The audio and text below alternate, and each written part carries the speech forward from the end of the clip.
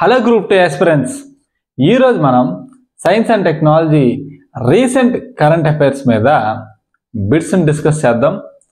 Most difficult subject SNT మీద bits discuss చేస్తూనే ఉంటాం. Just follow our channel. చూడండి, ఫస్ట్ క్వశ్చన్ ఇది. Recently vertical launch short range surface to air missile, దీని short కట్లో VLSAM was successfully flight tested by DRDO and Indian Air Force at Integrated Test Range Center, Chandipur. అది first statement. రెండో statement ఏమి ఇచ్చాడు? It has range of 50 kilometres. సరే, ఇందులో correct statement ఏంటి identify చేసి 1 అని పెట్టి కామెంట్ సెక్షన్లో కామెంట్ పెట్టండి. టైం తీసుకోండి, ఒక 10 సెకండ్స్. వీడియో కొత్త వాళ్ళు చూస్తే మాత్రం సబ్స్క్రైబ్ చేసుకోండి. అంతకు మించి ఏం ఎక్స్పెక్ట్ చేయట్లేదు మీ నుంచి. దీని ఎక్స్ప్లెనేషన్ చూద్దాం. చూడండి, ఇక్కడ సర్ఫేస్ టు ఎయిర్ మిసైల్ అని ఇచ్చాడు కదండి. ఇది ఒక మిసైల్, జస్ట్ ఒక మిసైల్ని టెస్ట్ చేయడం జరిగింది. Surface to air missile. Already మనకు కొన్ని సర్ఫేస్ టు ఎయిర్ మిసైల్స్ ఉన్నాయి. మీకు ఒక ప్రాక్టీస్ లాగా ఉంటుంది. అవేంటి అనేది చెప్పండి. Surface to air missiles already ఉన్నాయి, మీ మనసులోనే అనుకోండి ఒకసారి. ఎవరు టెస్ట్ చేశారని ఇచ్చాడు? DRDO and Indian air force అని ఇచ్చాడు. ఇక్కడే మనకి కీవర్డ్స్ అనేది ఉంది. ఇది ఎలాగైనా కరెక్టే, జనరల్గా అయినా మనం చెప్పేస్తాం. ఎందుకంటే ఆల్మోస్ట్ అన్ని టెస్ట్లు కూడా మనకి ఇంటిగ్రేటెడ్ టెస్ట్ రేంజ్ సెంటర్ చాందీపూర్లో అవుతాయి. ఫ్లైట్ టెస్ట్ అంటే చూడండి, జస్ట్ ఒక ఎలా పనిచేస్తుంది ఏంటి అనేది ఒక చిన్న టెస్ట్ లాంటిది. ఇక్కడ ఫస్ట్ స్టేట్మెంట్ అనేది అబ్సల్యూట్లీ రాంగ్. ఎందుకంటే DRDO కరెక్టే, మనకి ఇక్కడ ఇండియన్ ఎయిర్ ఫోర్స్ అనేది తప్పు. DRDO అండ్ ఇండియన్ నేవీ కలిపి ఈ టెస్ట్ని కండక్ట్ చేయడం జరిగింది. అర్థమైంది కదండి. అయితే సెకండ్ స్టేట్మెంట్ ఏంటి? It has range of 50 kilometres అనేది కరెక్టే. ఎందుకంటే మన క్వశ్చన్లోనే ఉంచండి షార్ట్ రేంజ్ అని. కనుక first statement wrong, second statement అనేది కరెక్ట్ అనమాట. ఎక్కువగా ఏరియల్ టార్గెట్స్ అనమాట. అంటే శత్రు దేశం ఏవైనా ఎనిమీ కంట్రీస్ నుంచి మనకి ఏమైనా మిసైల్స్ ఏమైనా అటాక్ చేసేటప్పుడు వాటిని న్యూట్రలైజ్ చేయడం అనమాట దీని యొక్క మెయిన్ ఉద్దేశం. సరే, ఇది వెరీ వెరీ ఇంపార్టెంట్. అయితే మీకు క్వశ్చన్ చూడండి, ఇక్కడ అగ్ని 5 యొక్క రేంజ్ ఎంత అనేది కామెంట్ సెక్షన్లో కామెంట్ చేయండి. సరే, next question. ISRO recently announced a satellite mission Trishna. ఇక్కడ ఇంపార్టెంట్ అనేది తృష్ణ అనే పదం ఇంపార్టెంట్. తృష్ణ అనేది ఒక శాటిలైట్ అనమాట. The Trishna mission is a joint infrared earth observation satellite mission between India and which country? అంటే ఇండియా మరియు ఏ దేశం కొలాబరేట్ అయ్యి తృష్ణ అనే శాటిలైట్ని లాంచ్ చేయడం జరిగింది అనేది దీని అర్థం. చూడండి, క్వశ్చన్లు ఇచ్చేది. It is earth observation satellite అంటే it will observe the earth సర్ఫేస్ని, ఎర్త్ మీద ఉన్న రిసోర్సెస్ని, వెజిటేషన్ని, వీటన్నిటిని కూడా అబ్జర్వ్ చేసి ఎప్పటికప్పుడు డేటా మనకు పంపిస్తుంటుంది. సెకండ్ క్వశ్చన్ ఇది. 2 అని పెట్టండి. US, UK, Russia and France. Answer ఏంటనేది జస్ట్ థింక్ చేసి కామెంట్ సెక్షన్లో కామెంట్ చేయండి.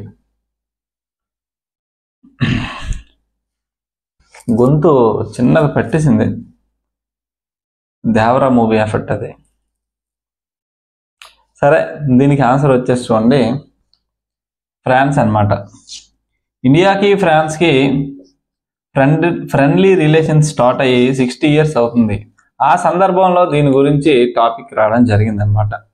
ఓకే, దీని యొక్క మెయిన్ పర్పస్ ఏంటంటే ఎర్త్ మీద సర్ఫేస్ టెంపరేచర్ అంటే ఉపరితలం మీద ఉన్న ఉష్ణోగ్రతలను పరిశీలించడము, ఎప్పటికప్పుడు మనకి డేటా పంపడము, వెజిటేషన్ని అబ్జర్వ్ చేయడము, అతి ముఖ్యంగా వాటర్ మేనేజ్మెంట్ని కూడా అబ్జర్వ్ చేయడం. వాటర్ మేనేజ్మెంట్, వాటర్ బాడీస్ ఎక్కడ ఉన్నాయి, వాటి యూటిలైజేషన్ ఎలా ఉంది, ఎంతవరకు మనం యూటిలైజ్ చేస్తాం, ఇంకా ఎంత అవైలబిలిటీ ఉంది, అవన్నీ కూడా ఇది అబ్జర్వ్ చేసి మనకి డేటా పంపుతుంది.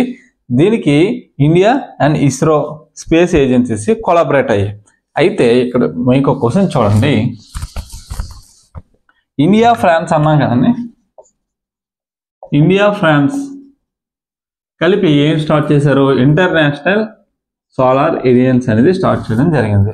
అయితే ఏ సంవత్సరంలో దాన్ని స్టార్ట్ చేశారు? ఇండియా ఫ్రాన్స్ కలిపి ఏదైనా మిలిటరీ ఎక్సర్సైజ్ అనేది చేస్తుందా అనేది ఈ రెండు కూడా కామెంట్ సెక్షన్లో కామెంట్ చేయండి. ఇప్పుడు థర్డ్ క్వశ్చన్ చూడండి. What is the IUCN status of Amur falcon? Options వచ్చేసి endangered, least concern, critical endangered and finally vulnerable. 10 seconds time తీసుకొని దీనికి ఆన్సర్ చెప్పే ప్రయత్నం చేయండి. ఇది ఒక జస్ట్ ప్రాక్టీస్. తప్పైనా కరెక్ట్ అయినా ఏదో ఒక ఆన్సర్ పెట్టండి. తర్వాత నేను కీ చెప్పాక తప్పు ఉంటే సరి చేసుకోండి. పర్టికులర్గా ఇప్పుడు అమూర్ ఫాల్కాన్ గురించి అడగడానికి ఏదైనా ప్రత్యేకత ఉందా అంటే ఎస్, ఇది న్యూస్లో ఉంది. ఏ విధంగా న్యూస్లో ఉందంటే ఇది ఒక మైగ్రేటరీ బర్డ్, అంటే వలస పక్షి. ఒక ప్రదేశం నుంచి ఇంకో ప్రదేశానికి వెళ్తూ ఉంటుంది, ప్రయాణిస్తూ ఉంటుంది. అయితే జనరల్గా ఇది ఈస్ట్ ఏసియా అంటే చైనా, అక్కడి నుంచి east Asia to southern Africa వైపు ప్రయాణించే పక్షి, ఒక మైగ్రేటరీ పక్షి. అలా ప్రయాణించేటప్పుడు ఇండియాలోని మణిపూర్ అండ్ నాగాలాండ్ ఈ 2 states దగ్గర ఆగడం జరుగుతుంది. అవి అక్కడ ఆగేటప్పుడు ముఖ్యంగా రీసెంట్గా తమెంగ్లాంగ్ డిస్ట్రిక్ట్ మణిపూర్లోని ఏం చేశారంటే ఈ బర్డ్స్కి వెల్కమ్ చెప్పారు. ఆ డిస్ట్రిక్ట్లోని ఈ అమూర్ ఫాల్కాన్కి సంబంధించి హంటింగ్ కానీ దాని క్యాచింగ్ కానీ ఏదైనా సరే బ్యాన్ చేయడం జరిగింది. దానికి ప్రొటెక్షన్ సంబంధించి మెజర్స్ తీసుకున్నారు. అందుకు ఇది న్యూస్లో ఉంది. ఎన్విరాన్మెంట్కి సంబంధించి ఇలాంటివి ఏమైనా ఉంటే మనకి చాలా ఇంపార్టెంట్ అండి. సరే, దీనికి ఆన్సర్ వచ్చేసి లీస్ట్ కన్సర్న్, అంటే చాలా వీడి యొక్క సంఖ్య ఎక్కువగా ఉంది. Least concern. Okay, 4th question చూద్దాం. ఇప్పుడు 4th question. Keoladeo national park is located in 1 Rajasthan, Tamil Nadu, Kerala, Uttar Pradesh. 10 seconds time తీసుకోండి.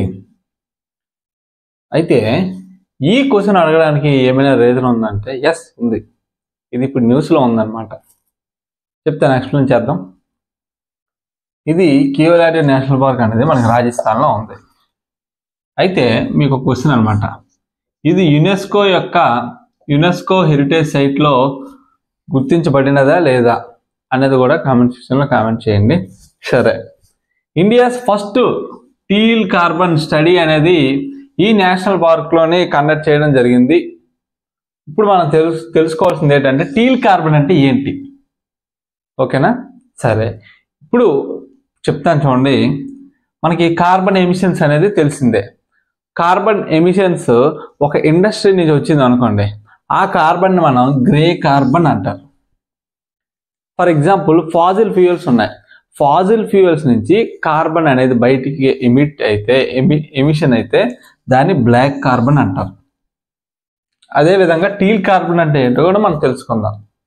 ఫర్ సపోజ్ ఇప్పుడు అట్మాస్ఫియర్లో ఉన్న కార్బన్ని ప్లాంట్స్ అబ్జర్వ్ చేసుకున్నాయి, అప్పుడు దాన్ని గ్రీన్ కార్బన్ అంటారు. ఇప్పుడు వాషన్ అనేది అట్మాస్ఫియర్లో ఉన్న కార్బన్ని అబ్జర్వ్ చేసుకుంది, వాషన్లో ఉన్న ప్లాంట్స్ కానీ ఎనీథింగ్, అప్పుడు దాన్ని బ్లూ కార్బన్ అంటారు.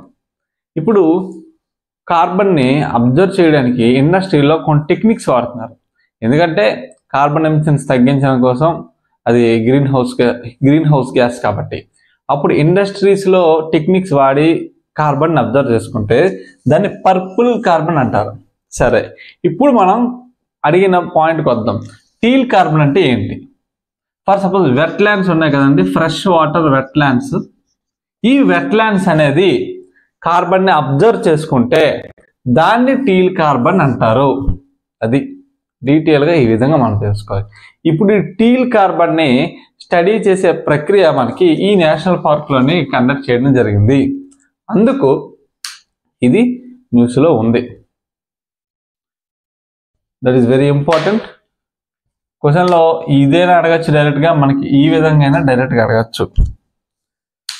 ఓకే, ఇంతటితో ఈ వీడియోని మనం క్లోజ్ చేస్తున్నాం.